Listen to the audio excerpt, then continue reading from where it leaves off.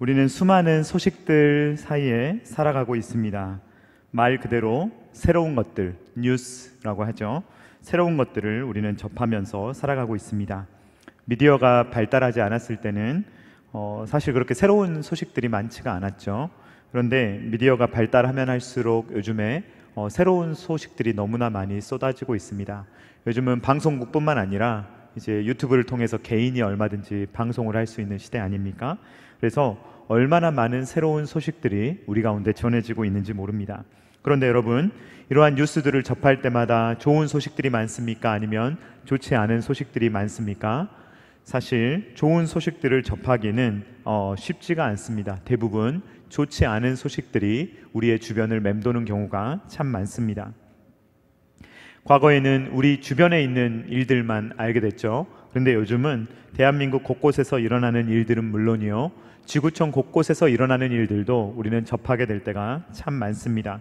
러시아와 우크라이나 전쟁 소식을 우리는 실시간으로 계속해서 듣고 있으며, 하와이가 오랜 가뭄으로 불타고 있다는 소식, 또 그렇게 안전하다고 여겨졌던 그 치안에 대해서 많이 자랑했던 대한민국이 오늘날은 굉장히 불안에 떨고 있다는 사실입니다. 요즘에 칼부림 하는 이런 일들이 너무 많이 일어나서 요즘에 많은 사람들이 불안해하고 있습니다. 차라리 몰랐더라면 좋았을 법한 일들, 그런 일들도 우리는 너무 많이 알게 되는 경우가 있습니다. 이런 뉴스들이 이제 막 퍼지다 보니까요, 이제 사람들의 마음이 점점 불안해지지 않습니까? 그래서 호신용품을 사는 사람들이 참 많다고 합니다. 요즘은 너나 나나 호신용품 하나씩 가지고 다니는 그러한 사회가 되어가고 있는 것 같습니다. 이처럼 불안한 뉴스가 불안하기 때문에 우리의 삶이 불안에 대응하는 삶, 그래서 불안한 삶을 살아가게 되는 것입니다.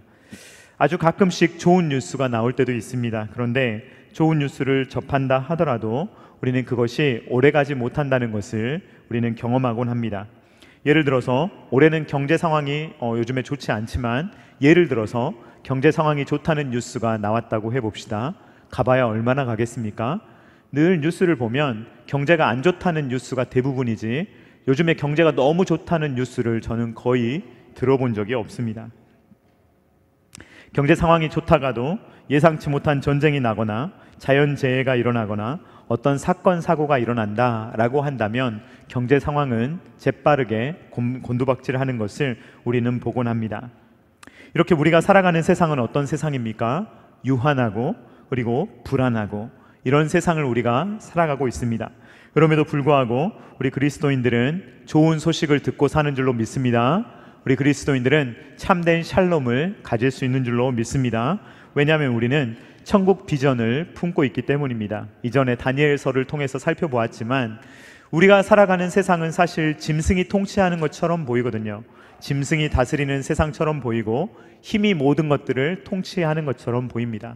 돈이 모든 것들을 할 수 있는 것처럼 보이는데, 보면은 이 짐승들이 통치하는 것처럼 보였던 것보다 이 모든 현상들을 볼 때 다니엘이 눈을 들어 보니까 하늘에 보좌가 있고 하늘에 계신 하나님께서 그 짐승들을 다 통치하고 계시는 것을 다니엘이 보는 것 아닙니까?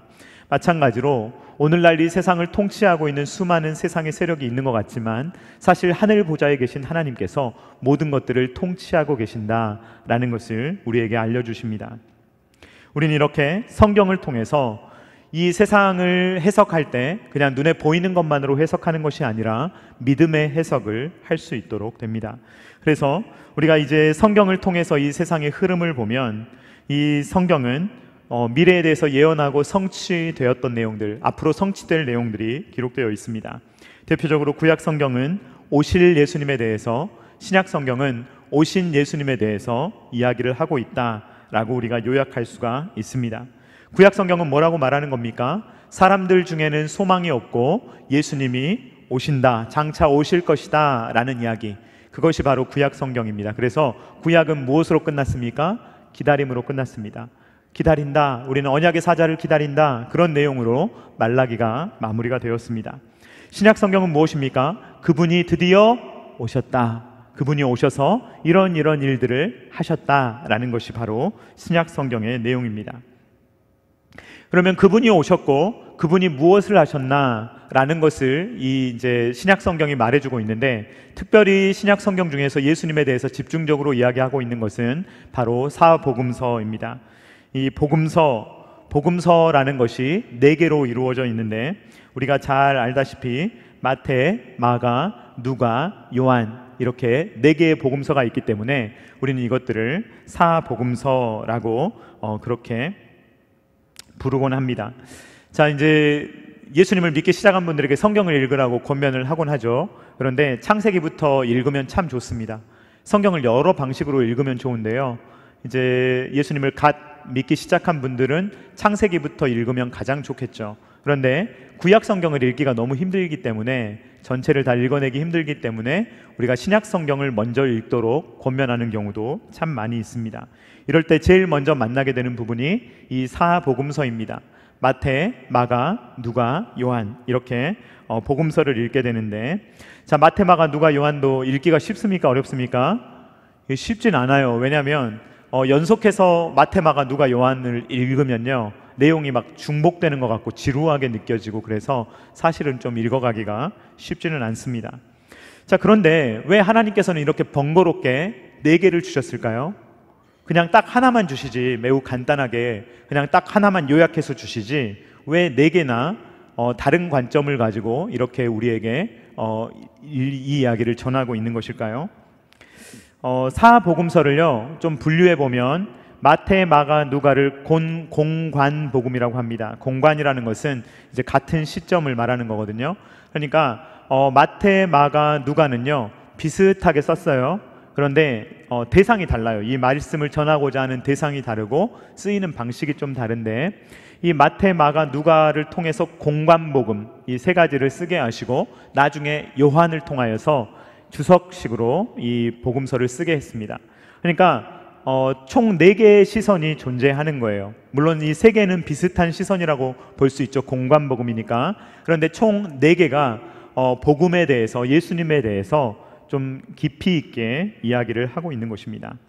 그렇다면 왜 굳이 이렇게 4개가 필요했을까요? 이것은 하나님께서 복음의 풍성함을 다양한 각도에서 우리에게 전달하시고자 하는 의도가 있습니다. 영화를 보거나 이렇게 드라마를 보면요, 스태프들이 뭐 하는지는 안 보입니다. 스태프들이 지금 어떻게 하고 있는지 그런 모습은 안 보여요. 그런데 저는 이제 1박 2일이라는 프로그램을 자주 보는데요, 그 프로그램을 보면 카메라들이, 이제 스태프들이 많이 등장해요. 그 이제 예능 프로그램에는. 그러면 카메라가 한 대 있던가요? 아니면 여러 대 있던가요? 카메라가 우리가 생각할 수 없을 정도로 어마어마하게 많습니다. 그래가지고 뭐 이렇게 쭉 카메라가 있고요, 막 위에서 찍는 거 있고요, 막 드론에서 찍고 여러 각도에서 한 가지 일어나는 사건을 찍는 것을 우리는 발견하게 됩니다. 이렇게 이해하시면 좋을 것 같습니다. 하나님께서 마태라는 카메라, 마가라는 카메라, 누가라는 카메라, 요한이라는 카메라를 통하여서 이것들을 각각 다른 관점에서 더 집중해서 보여줄 부분을 마태는 더 보여주는 부분이 있고, 마가, 누가, 요한이 각각 집중해서 보여주는 어떤 영역이 있는 것입니다. 마태, 마가, 누가, 요한은 이렇게 좀 달라요. 조금 다르지만 이러한 방식을 통하여서 하나님께서는 우리에게 이 복음의 풍성한 모습, 예수님의 풍성하신 모습을 우리로 하여금 다양한 각도에서 볼 수 있도록 해주셨다는 것입니다. 처음에 제자들은요 글을 남길 생각을 하지 않았어요. 왜냐하면 예수님께서 가신 그대로 오신다는 약속을 하고 가셨으니까 금방 오실 거라고 생각을 했어요. 그래서 그들은 이 글을 적을 생각을 하지 않고 그냥 복음을 증거하며 살기만 했습니다. 그런데 예수님의 제자들이 1명, 2명 죽어가기 시작하는 거예요. 근데 예수님이 안 오시는 거예요. 그러니까 이들이 글을 남겨야겠다라고 생각하기 시작합니다. 그래서 마태, 마가, 누가가 기록되게 되고 한참 뒤에 요한복음이 기록되게 됩니다. 사도 요한이 요한복음을 기록할 때는 이미 마태, 마가, 누가가 있었어요. 이미 그 복음서들이 있었기 때문에 요한은 그와 비슷한 글을 남기지 않았고, 요한은 오히려 그것을 해설하는 일종의 주석의 글을 썼습니다. 그리고 요한이 활동할 때에는 이미 이단들이 많이 등장해서 이 복음에 대해서, 예수님에 대해서 이상한 이야기를 하는 사람들이 참 많았어요. 그렇기 때문에 사도 요한은 그러한 것에 대해서 변증적인 목적을 가지고 이 요한복음을 기록하게 되었다는 것입니다. 그러므로 우리가 성경을 읽을 때는 이런 다양한 각도가 존재한다는 것을 기억하고 이 마태, 마가, 누가, 요한의 특징이 이렇구나라는 것을 이해하며 성경을 읽을 필요가 있습니다. 자, 우리가 지금 구약을 쭉 이제까지 살펴보았고요. 이제 신약을 시작하고 있는데 이 구약 성경의 시작은 이렇게 시작됩니다. 우리가 너무 잘 아는 말씀이죠. 우리 한번 같이 읽어보도록 하겠습니다. 시작. 태초에 하나님이 천지를 창조하시니라. 아멘. 이 창세기는요, 시작에 대해서 이야기를 하고 있습니다. 자, 시작이 있다는 것은 그 전에 있었다는 것입니까? 없었다는 것입니까? 없었다는 것이죠. 그 전에는 없었어요. 아무것도 없었습니다. 오직 삼위일체 하나님만 계셨어요. 시간도 없었고 공간도 없었습니다. 그런데 이 삼위일체 하나님께서 시간도 창조하시고 공간도 창조하신 것입니다. 그러므로 성경은 하나님께서 이 세상을 시작하셨다. 그러니까 없었던 적이 있었고 세상은 시작이 되었다. 역사는 시작이 되었다. 시작의 시점이 있다라고 말합니다. 이처럼 세상의 시작을 말해주기 때문에 이 단어를 이제 라틴어로 보면 제네시스라는 표현으로 사용을 합니다. 그래서 이 창세기라는 제목을 제네시스라고 붙였어요. 이제 차 이름도 있는데요. 이게 이제 제네시스가 그런 뜻입니다. 그래서 영어로도 제네시스로 번역을 해서 이 뜻이 무엇이냐면 시작, 창조, 기원이라는 뜻입니다. 자, 사람은 누구로부터 시작됩니까? 저라는 사람은 제 부모님에게 뿌리를 두고 있죠. 제 부모님에게 그 기원이 있습니다. 그래서 저의 시작을 알려고 하면요, 위로 한번 거슬러 올라가 봐야 돼요. 그것을 마태복음이 하고 있는데요. 마태복음 1장 1절 말씀 우리 한번 같이 읽어보도록 하겠습니다. 시작. 아브라함과 다윗의 자손 예수 그리스도의 계보라. 아멘. 자, 여기에요, 제네시스라는 말이 쓰였어요. 어떤 단어일까요? 아브라함과 다윗의 자손 예수 그리스도의 계보라 할 때 이 계보가요, 헬라어로 제네시스예요. 그러니까 계보라는 말도 되고 시작이라는 말도 되는 거예요. 즉 저의 계보가 저의 시작이잖아요. 그러니까 계보라는 뜻으로 여기에서는 쓰였습니다. 자, 우리는 사실 족보를 자세히 들여다보지 않아요. 저도 이제 저희 아버지께서 예전에 저희 족보를 한번 보여주신 적이 있거든요. 그런데 일단 한자로 돼 있어서요, 저는 한자를 잘 못 읽습니다. 그래서 이름을 못 읽겠더라고요. 근데 이 복잡한 족보책이 있어요. 혹시 족보책을 흥미를 가지고 막 보는 분 계십니까?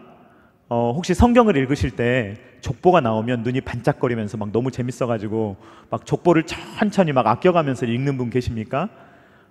저도 좀 그게 이제 성경 읽을 때 좀 저한테 좀 자세히 읽어봤으면 하는 부분인데 사실 조금 대충 넘어가는 경향이 있어요. 막 족보는 별로 읽고 싶지가 않습니다. 막 이름이 막 나열되어 있으면 재미가 없어요.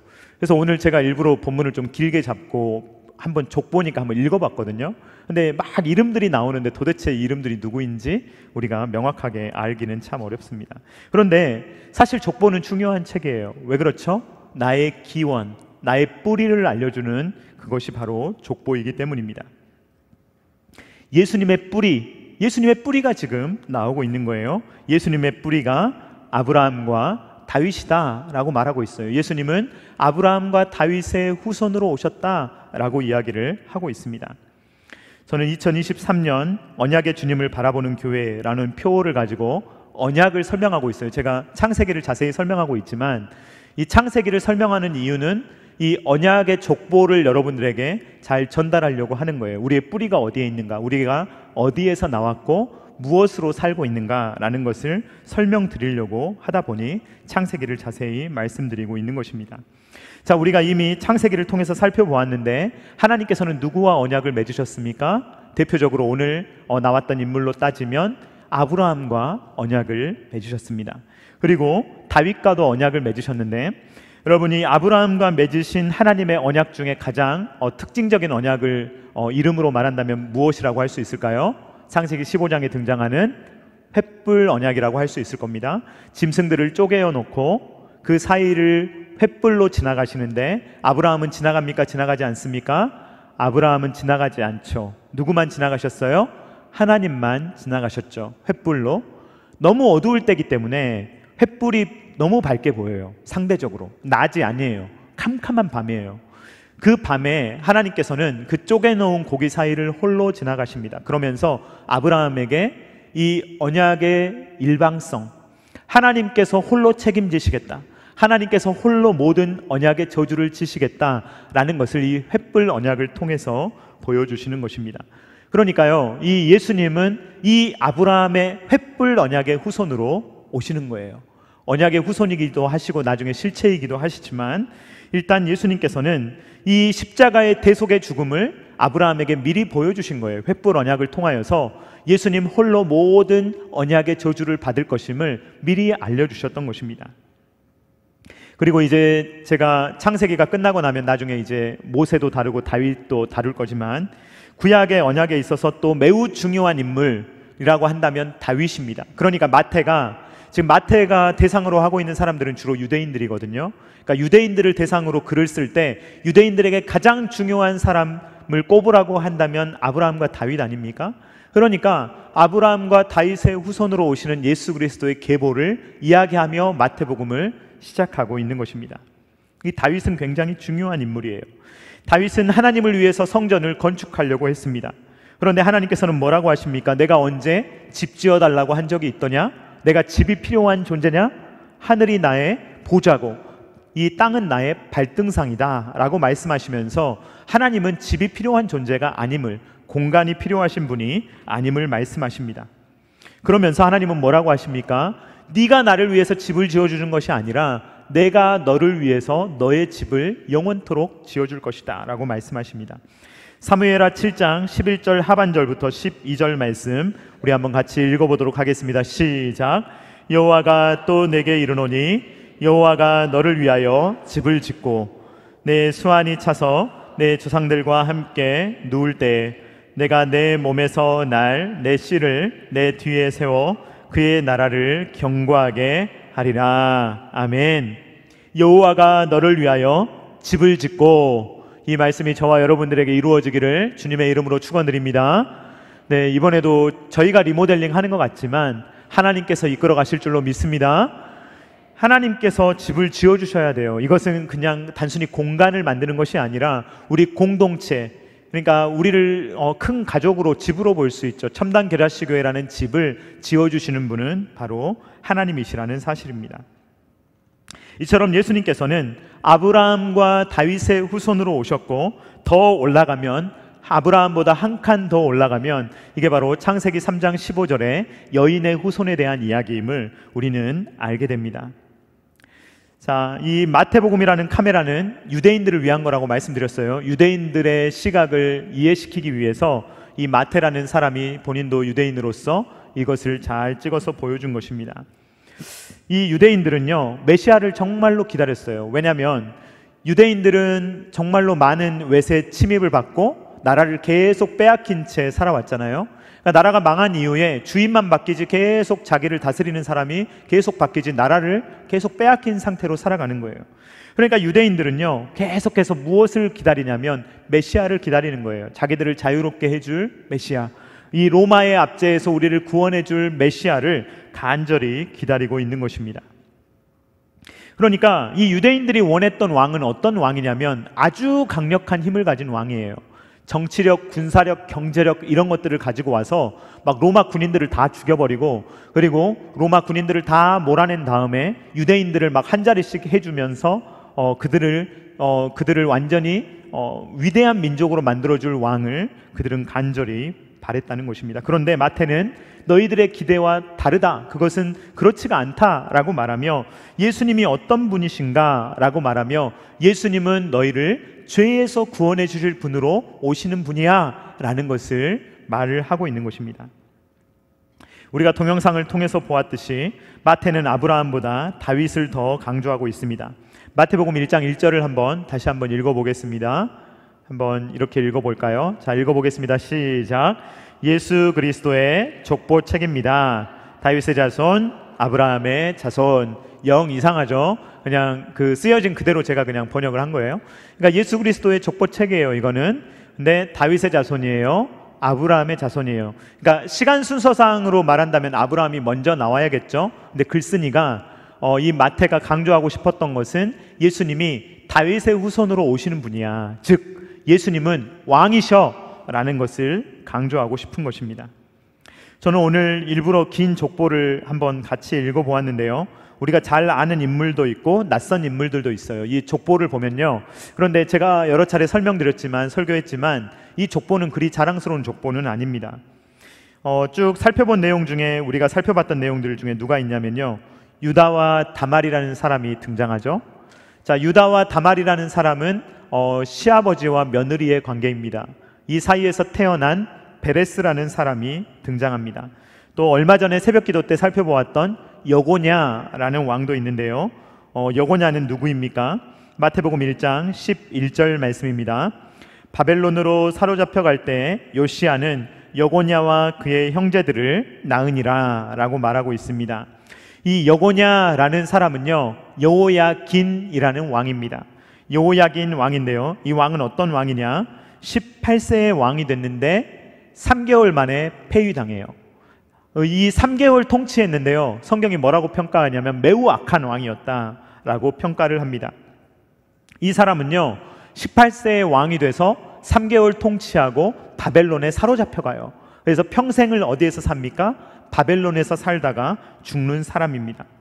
그런데 이 무능한 왕, 이 악한 왕, 그냥 10대의 왕이 되었다가 포로로 잡혀가서 계속해서 무능력한 인생을 37년 동안이나 나중에 살고, 그 이후에 얼마를 살았는지 모르겠습니다만 일단 37년이라는 세월을 제가 말씀드리는 이유는요, 이 37년 후에 갑자기 은혜를 입어요.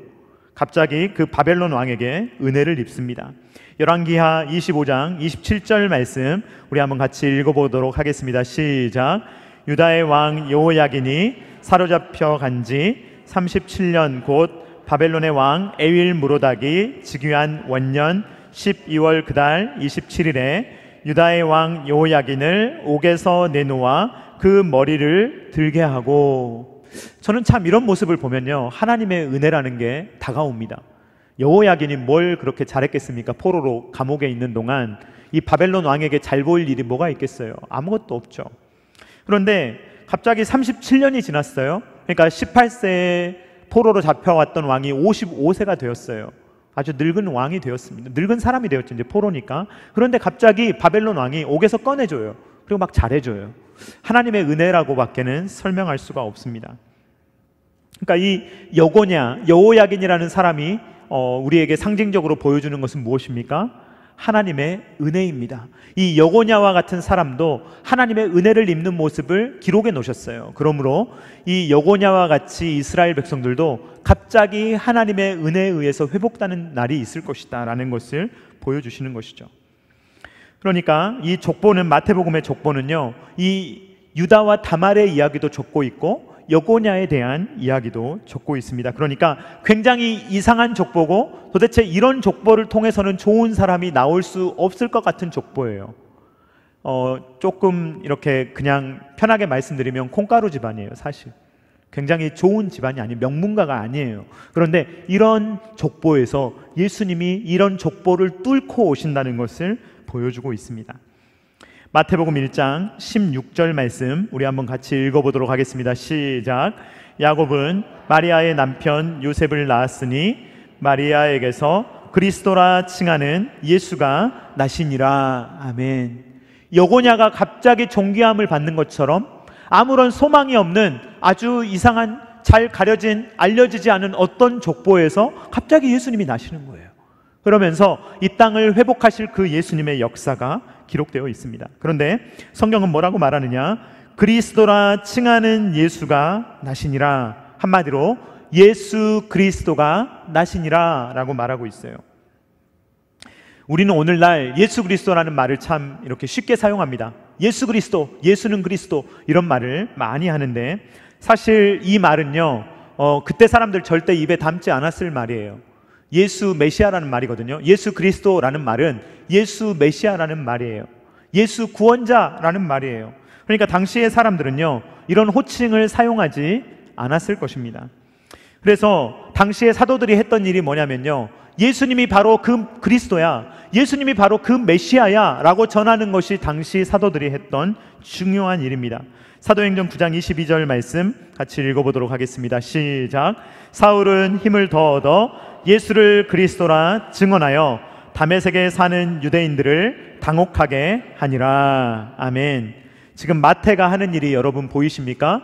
마태가 주로 상대하는 사람들은 유대인들이에요. 유대인들은 예수님을 그리스도라고 믿습니까? 안 믿습니까? 잘 안 믿어요. 그러니까 마태는요, 아예 선포하는 거예요. 그리스도라 하는 예수가 나시니라 라고 말하며, 예수님이 그리스도야, 제발 좀 믿어 유대인들아, 이렇게 말하면서 마태복음을 기록하고 있는 것입니다. 또 이런 내용이 있는데요, 사도행전 18장 5절에 보면 또 그 내용이 나오죠. 실라와 디모데가 마게도냐로부터 내려오매 바울이 하나님의 말씀에 붙잡혀 유대인들에게 예수는 그리스도라 밝히 증언하니 라고 말하고 있습니다. 그러니까 예수님은 그리스도, 예수님은 메시아라는 것입니다. 예수님은 개인 이름입니다. 문영원 하면 제 개인 이름이죠. 그리스도는 무엇입니까? 예수님의 직분이에요. 하시는 일이에요. 그러니까 저는 목사 아닙니까?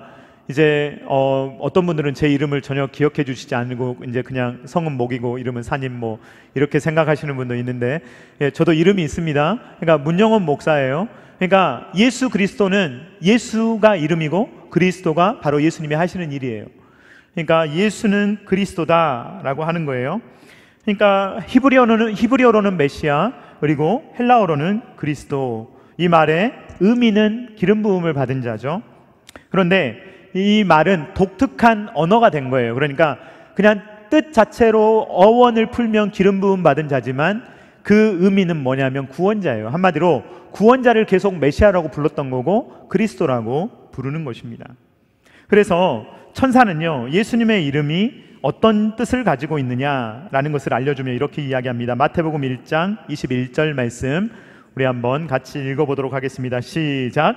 아들을 낳으리니 이름을 예수라 하라. 이는 그가 자기 백성을 그들의 죄에서 구원할 자이심이라 하니라. 아멘. 마태가 하고자 하는 일이 보이십니까? 예수님은 그리스도야 라고 말하면서 너희들을 정치, 경제 이런 어떤 상황에서 너희들을 구원해 주실 그런 분이 아니야. 너희들이 착각하는 거야. 예수님은 너희들을 죄에서 구원해 주시는 분이야 라는 것을 마태는 이야기하고 있습니다. 여러분, 이 말을 오해하지 마시기 바랍니다. 예수님은 정치, 경제, 군사 이런 부분에는 아예 관여하지 않으시고 오직 영적인 일만 하신다, 그런 게 아니에요.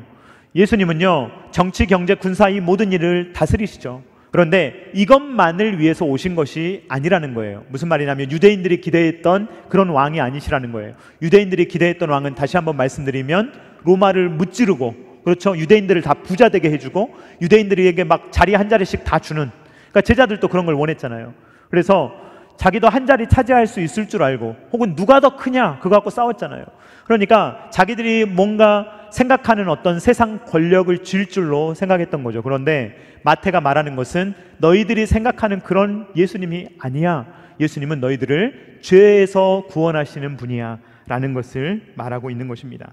그러니까 마태가 말하고자 하는 것은 왕이신 예수님께서 오셔서 하시는 일은 무엇이냐? 죄와 사망의 권세에서 우리를 건져내시는 참된 구원자가 오시는 것이다 라는 것을 이야기하며, 이것이 바로 참된 통치요 참된 평강이다 라고 말을 하고 있는 것입니다. 죄와 사망의 문제가 해결되지 않으면 아무리 높은 자리에 있다 한들, 아무리 많은 재물을 가지고 있다 한들 그 마음에 평강이 있겠습니까? 어차피 죄의 문제, 어차피 사망의 문제를 해결하지 못할 텐데요. 그거는요, 잠깐 기분을 좋게 해줄 수 있을지는 모르겠지만 참된 평강을 줄 수는 없는 것입니다. 그러므로 예수님께서는 우리의 복음의 시작이 되시는 것입니다. 마가는 이렇게 설명해요. 마태는 계보로 시작했잖아요. 근데 마가는 이렇게 이야기합니다. 우리 마가복음 1장 1절 말씀 우리 한번 같이 읽어보도록 하겠습니다. 시작. 하나님의 아들 예수 그리스도의 복음의 시작이라. 아멘. 이미 이제 예수 그리스도라는 호칭을 이제 이렇게 예수님의 이름과 붙여서 사용하죠. 예수 그리스도 이렇게 아예 붙여서 사용합니다. 그분이 누구세요? 하나님의 아들이세요. 그런데 이분이 뭐예요? 복음의 시작이라 라고 말을 하고 있습니다. 이 시작이라 라는 말은요, 헬라어로 아르케라는 말인데요, 이것은 제네시스하고 또 비슷하게 쓰일 수 있는 말이에요. 아르케라는 말은 기원, 시초 이런 것을 말하는 것입니다. 그러니까 제네시스하고 비슷하죠. 그래서 이 창세기 1장 1절에 태초에 하나님이 천지를 창조하시니라 할 때 이 태초에라는 말을 헬라어로 번역할 때 아르케라는 표현을 사용하고 있습니다. 그러니까 이 창세기는요, 이 세상의 아르케를 말하고 있어요. 그렇죠? 그런데 이 마가복음은 뭘 말하고 있어요? 복음의 아르케를 말하고 있는 거예요. 그러니까 창세기, 마가복음 이것은요, 아르케와 아르케, 시작과 시작을 말하고 있는 것입니다. 자, 창세기의 아르케는요, 이 세상이 무에서 어떻게 시작이 되었는가 기원을 말하고 있다면, 마가복음은요, 이 복음이라는 시작, 이 복음은 뭐냐면 우리가 죄인에서 의인이 되는 것 아닙니까? 그 길이 있다는 것 아닙니까? 그것이 바로 예수 그리스도라는 말 아닙니까? 그래서 구원을 뭐라고 말하냐면요, 새 창조라고도 말해요. 우리가 완전히 창조되었던 것에서 어그러져서 소망이 없는 우리를 하나님께서 새롭게 우리를 구원하여 주셨다라고 말할 때 이것은 창조 행위로 볼 수 있는 거거든요. 그러니까 새 창조라고 말합니다. 그래서 우리를 새로운 피조물이라고 부르는 거예요. 창조 때는 그냥 피조물이 창조된다면 이 구원 때에는요, 새로운 피조물로 우리가 창조되는 거예요. 그러니까 창세기는 이 세상의 기원을 알리는 이 세상의 시작의 아르케를 말한다면, 복음의 아르케, 우리가 어떻게 새 창조되었는가라는 것을 마가복음은 시작하고 있는 것입니다.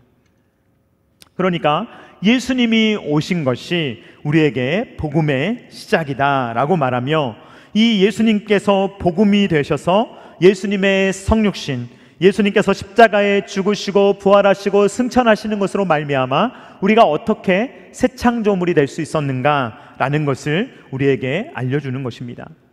그러니까 구약은요, 소문이 무성했던 거예요. 약속에 대한 소문이. 그런데 신약은 뭐예요? 그게 성취되었다라는 것을 우리에게 알려주는 것입니다. 소문은 소문이 아니었던 거예요. 그러니까 소문만으로 끝나는 게 아니고 사실이 되었어요. 예언은 성취가 되었어요. 약속은 이루어졌어요. 그러므로 말미암아 이 마태, 마가, 누가, 요한은요, 이 기쁜 복음의 소식을 우리에게 전달해 주는 것입니다. 우리 옆에 계신 분들과 다시 한번 인사하도록 하겠습니다. 예수님이 좋은 소식입니다. 네, 우리 교회 다니시는 분들은, 예수님을 믿는 분들은 얼굴이 밝아야 될 줄로 믿습니다. 네, 좋은 소식을 우리는 듣고 살잖아요. 그런데 세상 사람들은요, 사실 웃을 일이 그렇게 많지가 않아요. 그렇잖아요. 요즘 잘 나간다는 사람 많지가 않잖아요. 막 이야기 들어보면 다 힘들다 그래요. 요즘 너무 힘들어요. 옛날보다 더 힘들어요. 이런 이야기를 많이 합니다. 그런데 좋은 소식을 못 들어봐서 그래요. 그런데 우리는 좋은 소식을 알고 있잖아요. 그 좋은 소식을 나누고 있잖아요. 네, 그런 줄로 믿습니다. 우리는 좋은 소식을 듣고 있기 때문에 우리는 늘 좋은 소식 가운데 살아야 하는 것입니다. 예수님께서 가장 좋은 소식이십니다. 죄와 이 사망의 권세는요, 우리의 능력과 힘으로는 도저히 극복할 수 없는 대상이에요. 어떤 힘이 있는 사람도, 돈이 많은 사람도 죽음과 죄의 문제는 결단코 해결할 수가 없는 것입니다. 그런데 예수님이 하신 것 아닙니까? 예수님께서 다 끝내신 것 아닙니까? 저와 여러분들을 이미 죄와 사망의 권세에서 건져주신 줄로 믿습니다. 우리가 해야 될 일이 더 있습니까? 없습니까? 네? 더 있어요? 없습니다. 우리가 더 해야 될 일은 없습니다. 예수님이 다 이루셨잖아요. 그러니까 복음이죠. 99% 해놓으시고 1%에 따라서 내가 너를 결정하겠다, 이러면 복음이 아니에요. 그거는 어차피 죽으라는 소리예요. 우리는 못해요. 1%도 못 해냅니다. 주님께서 좋은 소식이 되는 이유는 예수님께서 약속하셨고 예수님께서 완성하셨으니 너희들은 누려라 라고 말씀하시기 때문에 이것이 복음인 것입니다. 여러분, 여러분들의 삶을 감싸고 있는 부정적인 뉴스들 때문에 무너지지 마시기를 주님의 이름으로 축원드립니다. 나쁜 소식은 앞으로도 계속 들릴 거예요. 예수님이 오시기 전까지, 이 세상의 구원이 완성되기 전까지 이 세상에서 좋은 소식 찾기는 사실 별로 쉽지 않을지도 모릅니다. 그러나 사랑하는 성도님들, 좋은 소식, 굿뉴스 예수님을 잡으실 수 있기를 주님의 이름으로 축원드립니다. 예수님은 우리를 떠나지 아니하시고 우리와 늘 함께 하시고 임마누엘이 되시며 우리와 늘 함께 하시면서 내가 너의 좋은 소식이다 라고 말씀을 해주시는 줄로 믿습니다. 그 예수님께 붙들려 살아갈 수 있는 저와 사랑하는 성도님들 다 되실 수 있기를 주님의 이름으로 축원드립니다. 이 시간에 같이 찬양할 때 예수 나의 좋은 치료자 우리 같이 찬양하도록 하겠습니다.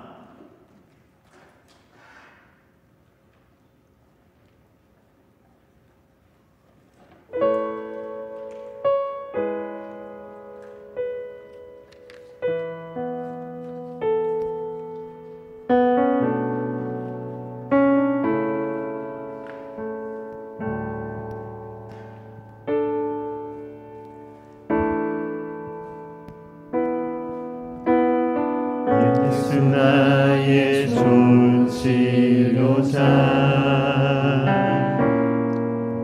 그의 눈이 머무는 곳은 나의 슬픔과 고통 고개 들어 그의 눈을 볼 때에 난 알았네 예수 나의 좋은 치료자 예수 나의 좋은 치료자 예수 나의 좋은 치료자 그의 손길이 간 곳은 나의 상처와 아픔 영원히 흐를 것 같았던 눈물 다 벗었네 예수 나의 나 노래하리라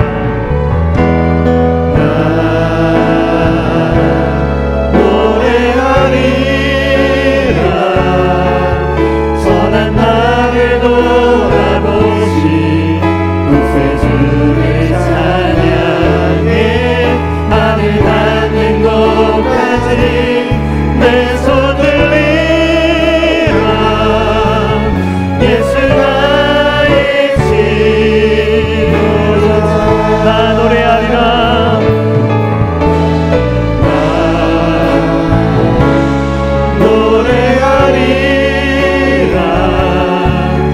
선한 나를 돌아보시 구세주를 찬양해 하늘 닿는 곳까지 내 손 들리라 예수 나의 치료자 다시 한번 찬양합니다. 예수 나의 좋은 치료자 예수 나의 좋은 치료자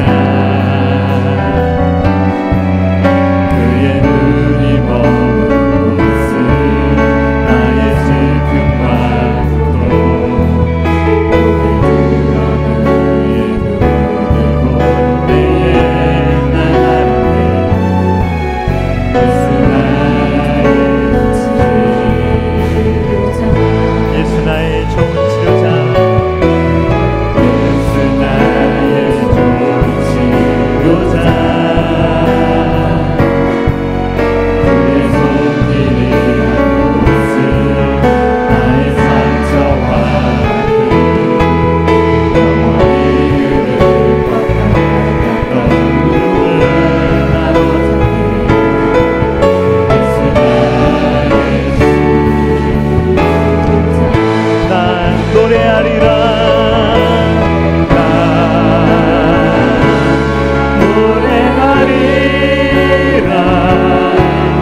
선한 나를 돌아보시 구세주를 찬양해 하늘 닿는 곳까지 내 손 들리라 예수 나의 치료자 마지막으로 찬양합니다. 나 노래하리라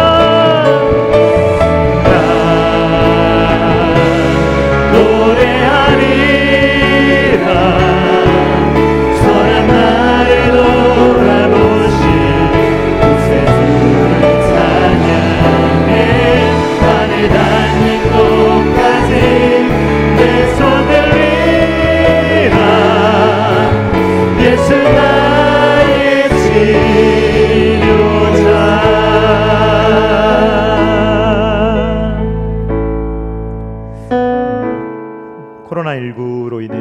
여러 가지 치료제들이 나올 때 우리가 얼마나 귀를 기울이며 혹시 좋은 치료제가 나올까 우리가 얼마나 기다렸습니까?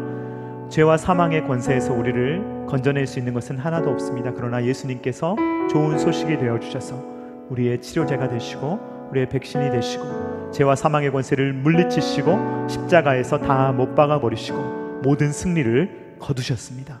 그리고 그것을 우리에게 주셨습니다. 이렇게 좋은 복된 소식을 우리가 가지고 있다면 그 복된 소식을 누리며 살아갈 수 있기를 간절히 소망합니다. 이 시간에 기도할 때 주님, 그 복음의 기쁜 소식을 우리가 마음에 품으며 우리가 누리며 이 복음 안에서 살 수 있도록 복음의 능력을 누리며 살아갈 수 있도록 주님 도와달라고 다 같이 주여 한번 외치고 기도하겠습니다. 주여!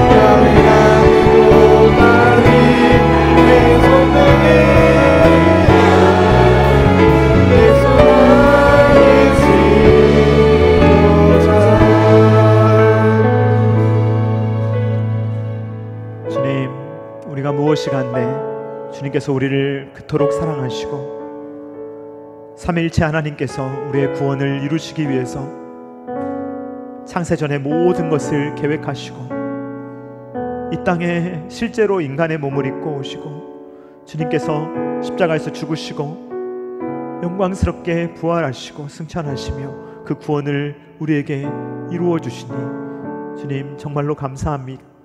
주님, 이것이 복음인데 주님, 이 복음의 능력을 우리가 누리지 못하고 살아갈 때가 너무나도 많이 있습니다. 주님, 우리의 눈을 들어 예수님을 보게 하시고 이 복음의 능력을 알게 하시고 복음의 능력을 체험하게 하시고 복음의 능력을 누리게 하여 주시오며 아직도 이 기쁜 소식을 알지 못하고 죄와 사망의 권세 가운데 살아가며 다 가진 것 같지만 허무함을 견디지 못하며 겉으로는 그럴싸해 보이지만 속으로는 엉엉 울고 있는 수많은 영혼들을 주님 어루만지며 그 영혼들에게 복된 복음의 소식, 예수 그리스도의 피 묻은 십자가의 복음을 그 부활의 능력을 증거하며 살아갈 수 있는 모든 하나님의 자녀들이 될 수 있도록 아버지 하나님께서 함께하여 주시옵소서.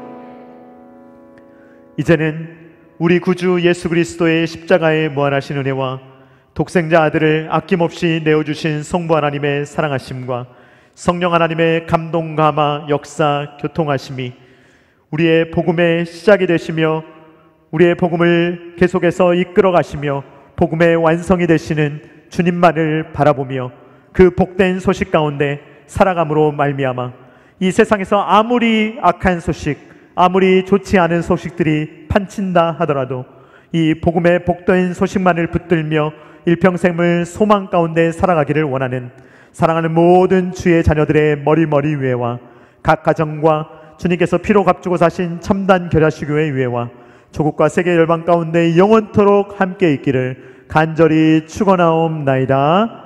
아멘.